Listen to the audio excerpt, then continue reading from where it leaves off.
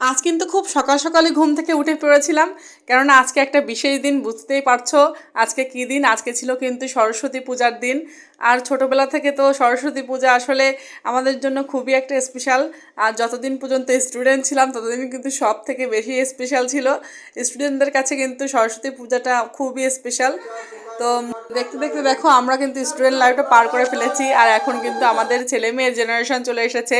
তো আজকে কিন্তু আমার ছেলের হাতে খড়ি ছিল। তো হাতে খড়ি বলতে অনেকেই বোঝো না, মানে প্রথম হাতে লিখিয়ে দেওয়া, হাতে ধরে যে লিখিয়ে দেওয়া। আমাদের ধর্ম মতে আসলে প্রথমে বাচ্চাদের সরস্বতী পূজার সময় তোমার ঠাকুরমশাই হাতে ধরে প্রথম লিখিয়ে দিবে, তারপর থেকে কিন্তু ওরা লেখাটা স্টার্ট করবে, এরকম একটা রীতি আছে। তো সেই দিনটাই কিন্তু আজকে ছিল।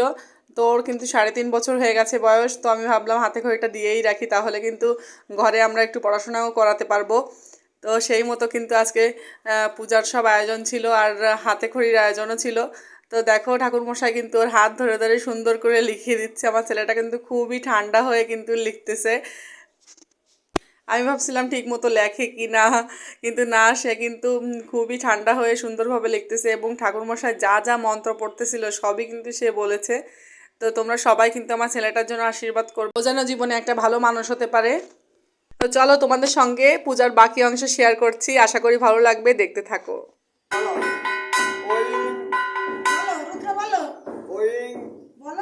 বাবা বলো বলো,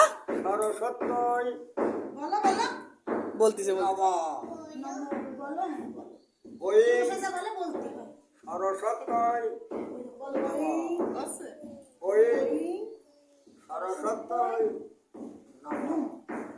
এবার বলো হরে অ হরে আ রস্য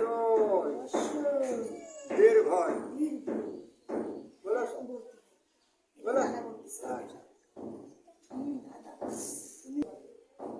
এই ফুলকাটা ধরো, ফুলকাটা ধরে ছেড়ে দাও, চক ছেড়ে দাও, চক থেকে দাও না। হ্যাঁ বলো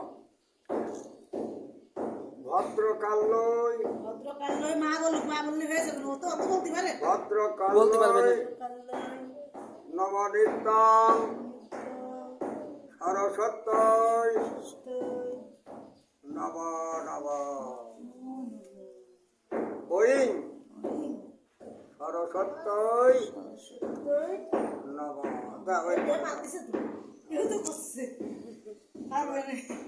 বলো জয় জয় দেবী চরাচর সারে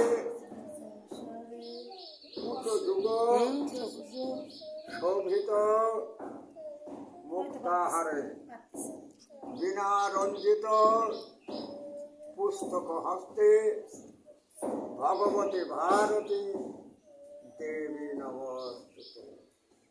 দাও এই হাতে করে দক্ষিণা এর হাতাশয় কাঞ্চনমল্লায় নমঃ। এটা না এটা বলো বলো থাক শ্রী বিষ্ণু না নম শ্রী বিষ্ণু নম শ্রী বিষ্ণু। যাও এবার পাথরকে আর একটা